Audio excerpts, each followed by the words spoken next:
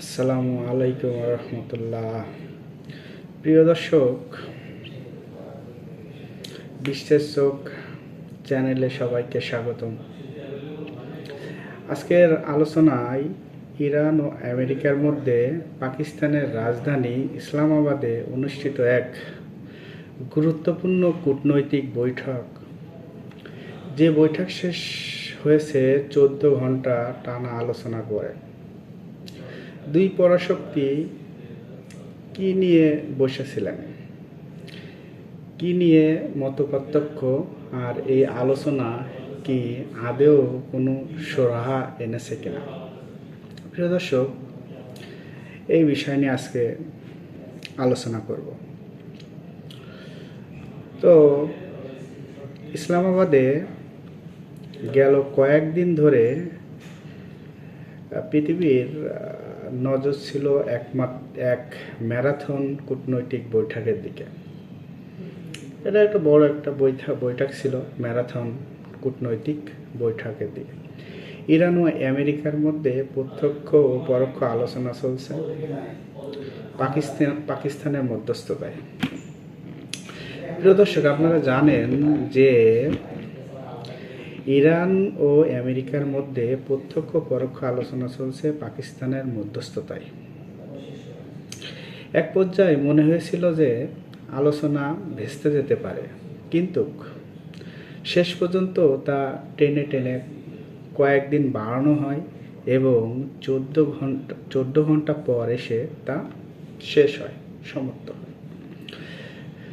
সূত্রে বলছে যে এই আলোচনার পরিবেশ মোটেও খারাপ ছিল না। একটি বড় ধরনের কাঠামোতে হয়তো দুই পক্ষই সমর্থন হয়েছে এখন। তবে এর মধ্যে কিছু জায়গায় তীব্র মত পার্থক্য দেখা যাচ্ছে। তবে এই আলোচনার ভিতরে কিছু জায়গায় তীব্র মত পার্থক্য দেখা গেছে। তো প্রিয় দর্শক, আমরা এখন আলোচনা করব যে ইরানের অবস্থান ও দাবি সম্বন্ধে। ইরানের কি অবস্থা এবং ইরানের কি দাবি, এটা নিয়ে আমরা এখন আলোচনা করব। প্রথমেই ইরানের অবস্থা বুঝে নেওয়া যাক।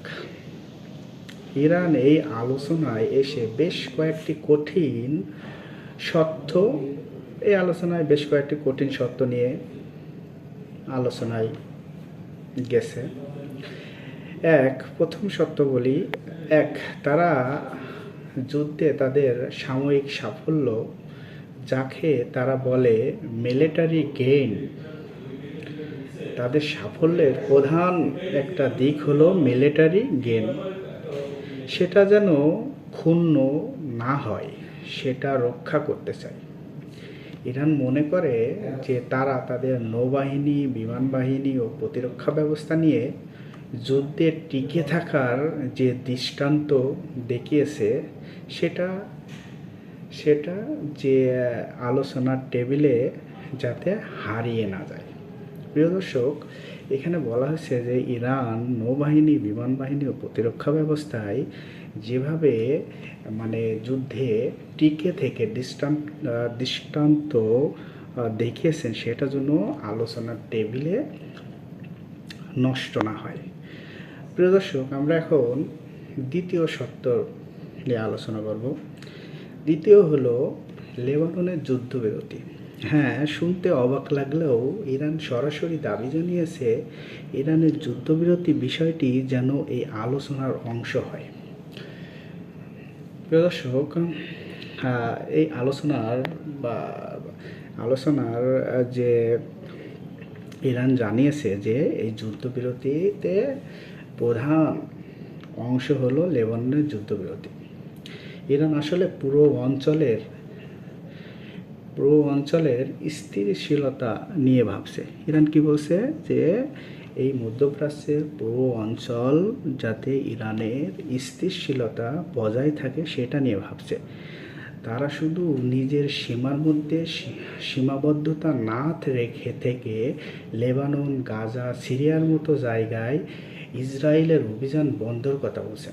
প্রিয় দর্শক, এখানে বলছে ইরান শুধু তার দেশের রক্ষার কথা ভাবছে না, সে ভাবছে যে লেবানন, গাজা এবং সিরিয়ার মতো জায়গায় ইসরায়েল যেন যুদ্ধ বন্ধ করে।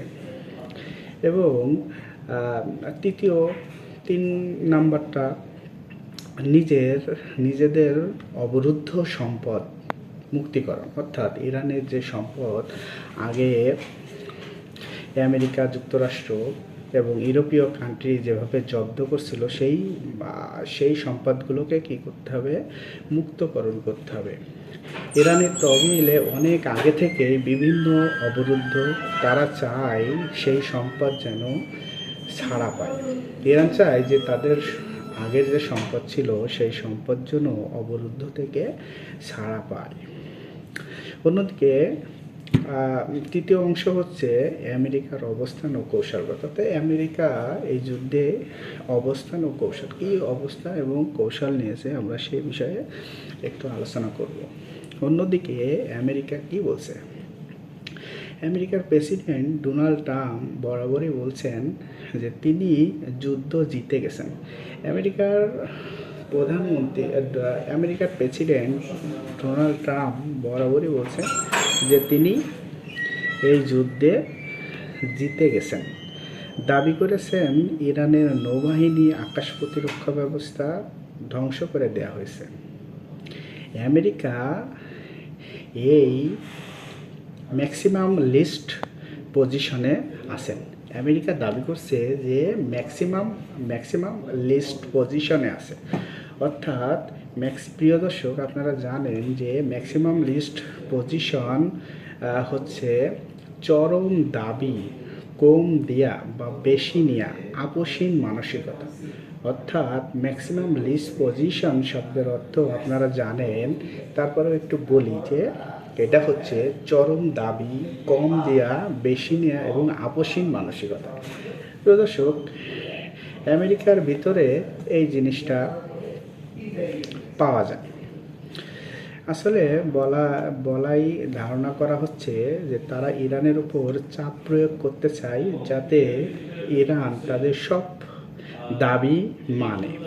অর্থাৎ আমেরিকা এমনভাবে ইরানের উপর চাপ সৃষ্টি করছে যাতে আমেরিকার সব দাবিগুলো যাতে ইরান মেনে নিতে চায়। আমেরিকা চায় না যে ইরান, লেবানন বা অন্য কোথাও তাদের প্রভাব বাড়ুক। আমেরিকা কি বলছে যে ইরান, মধ্যপ্রাচ্যের লেবানন, ইয়েমেন তাদের প্রভাব যাতে না বাড়ুক। তাই যখন ইরান লেবাননের যুদ্ধবিরতি চায়, আমেরিকা, ইসরায়েল সেটাকে নিজেদের স্বার্থের পরিপন্থী হিসাবে দেখছে।